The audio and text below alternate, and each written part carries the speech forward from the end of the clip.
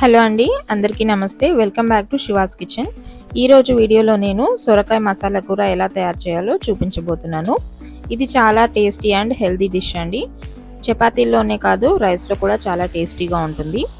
వీడియోలోకి వెళ్ళే ముందు మా ఛానల్ని కొత్తగా చూస్తున్న వాళ్ళు ఎవరైనా ఉంటే సబ్స్క్రైబ్ చేసుకొని చూడండి. వీడియో మొత్తం స్కిప్ చేయకుండా చూడండి. సో లేట్ చేయకుండా దీనికి కావాల్సిన పదార్థాలు ఏంటో, తయారీ విధానం ఏంటో చూసేద్దాం. ముందుగా ఒక మీడియం సైజ్ సొరకాయని తీసుకొని ఇలా చిన్న చిన్న ముక్కలుగా కట్ చేసి పెట్టుకోవాలి. 2 మీడియం సైజ్ ఉల్లిపాయలు, 3 పచ్చిమిర్చిని ఇలా సన్నగా తరిగి పెట్టుకోవాలి. 3 మీడియం సైజ్ టమాటాలని కూడా ఇలా చిన్న ముక్కలుగా కట్ చేసి పెట్టుకోవాలి. 1 టేబుల్ స్పూన్ పోపు దినుసులు, 1 టేబుల్ స్పూన్ అల్లం వెల్లుల్లి పేస్ట్, 1 టేబుల్ స్పూన్ పసుపు, 1 టేబుల్ స్పూన్ ధనియాల పొడి,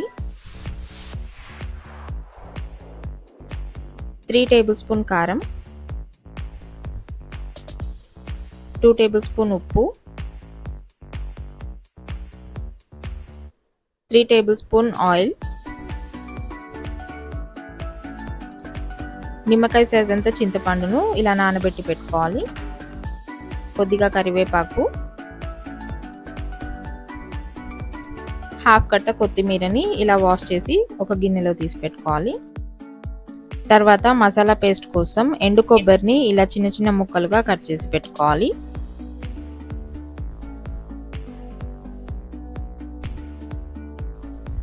త్రీ టేబుల్ స్పూన్ నువ్వులు, whole garam masala 1 table spoon, 1 table spoon గసగసాలు, 1 టేబుల్ స్పూన్ జీలకర్ర. తర్వాత స్టవ్ ఆన్ చేసుకొని ఒక ప్యాన్ తీసుకొని అందులో మనం ముందుగా కట్ చేసి పెట్టుకున్న ఎండు కొబ్బరి ముక్కలను వేసుకొని ఇలా డ్రై రోస్ట్ చేసుకోవాలి. ఎండు కొబ్బరి డ్రై రోస్ట్ అయిన తర్వాత ఇందులో మనం జీలకర్ర, హోల్ గరం మసాలా వేసుకొని కొద్దిగా డ్రై రోస్ట్ చేసుకోవాలి. ఇవి కొద్దిగా డ్రై రోస్ట్ అయిన తర్వాత మనం తీసి పెట్టుకున్న నువ్వులు కూడా వేసుకొని అవి ఫ్రై అయిన తర్వాత చివర్లో గసగసాలు వేసుకోవాలి. గసగసాలు చివర్లోనే వేసుకోవాలి, ఎందుకంటే ముందుగా వేయడం వల్ల అవి మాడిపోయే ఛాన్స్ ఉంటుంది. అన్నీ ఒకదాని తర్వాత ఒకటి ఫ్రై చేసుకుంటూ గసగసాలు లాస్ట్లో వేసుకోవాలి. ఇలా అన్ని డ్రై రోస్ట్ అయిన తర్వాత ఒక ప్లేట్లో తీసుకొని చల్లారనివ్వాలి.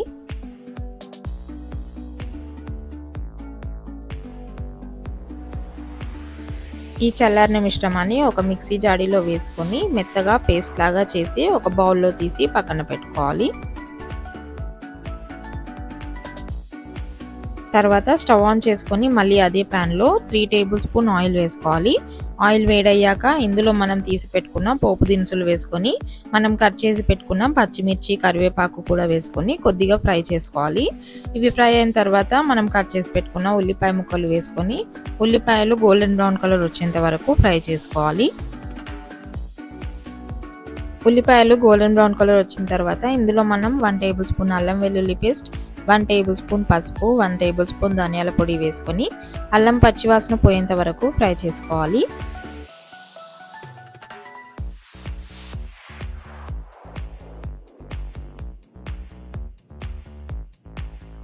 అల్లం పచ్చివాసన పోయిన తర్వాత ఇందులో మనం కట్ చేసి పెట్టుకున్న సొరకాయ ముక్కల్ని వేసుకొని సొరకాయలు మగ్గేంత వరకు మూత పెట్టి 1 నిమిషం పాటు ఉడికించుకోవాలి. 1 నిమిషం తర్వాత మూత తీసి మళ్ళీ ఒకసారి కలుపుకోవాలి. ఇలా మధ్య మధ్యలో కలుపుకోవడం వల్ల సొరకాయ తొందరగా ఉడుకుతుంది. ఇలా కలిపిన తర్వాత మళ్ళీ 1 నిమిషం పాటు స్టవ్ని లో ఫ్లేమ్లో పెట్టుకొని మూత పెట్టి ఉడికించుకోవాలి. ఇలా 1 నిమిషం పాటు ఉడికించిన తర్వాత మళ్ళీ ఒకసారి మూత తీసి కలుపుకోవాలి.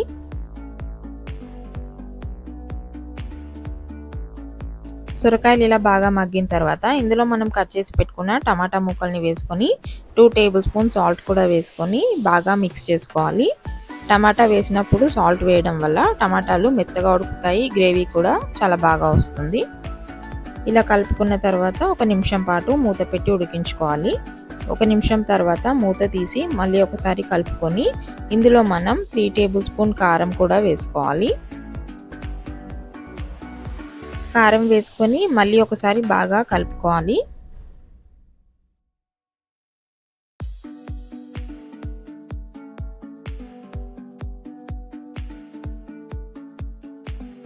ఇలా బాగా కలుపుకున్న తర్వాత మనం ముందుగా పేస్ట్ చేసి పెట్టుకున్న మసాలా పేస్ట్ని ఇందులో వేసుకొని కొద్దిగా వాటర్ పోసుకొని ఒకసారి కలుపుకోవాలి. ఇలా మొత్తం ఒకసారి కలుపుకున్న తర్వాత మసాలా పచ్చివాసన పోయేంత వరకు ఒక 2 నిమిషాల పాటు స్టవ్ని మీడియం ఫ్లేమ్లో పెట్టుకొని మూత పెట్టి ఉడికించుకోవాలి. 2 నిమిషాల తర్వాత మూత తీసుకొని ఒకసారి కలుపుకొని ఇందులో మనం నానబెట్టి పెట్టుకున్న చింతపండు రసం కూడా వేసుకొని మళ్ళీ ఒక 2 నిమిషాల పాటు మూత పెట్టి స్టవ్ని మీడియం ఫ్లేమ్లోనే పెట్టుకొని మసాలా పచ్చివాసన పోయేంత వరకు ఉడికించుకోవాలి. 2 నిమిషాల తర్వాత మూత తీసుకొని ఒకసారి బాగా కలుపుకోవాలి. ఇలా మసాలా మొత్తం దగ్గరికి అయిన తర్వాత నూనె పైకి తేలుతున్నప్పుడు ఇందులో మనం కొద్దిగా కొత్తిమీర కూడా వేసుకొని ఒకసారి కలుపుకొని 1 నిమిషం పాటు స్టవ్ని మీడియం ఫ్లేమ్లోనే పెట్టుకొని ఉడికించుకోవాలి.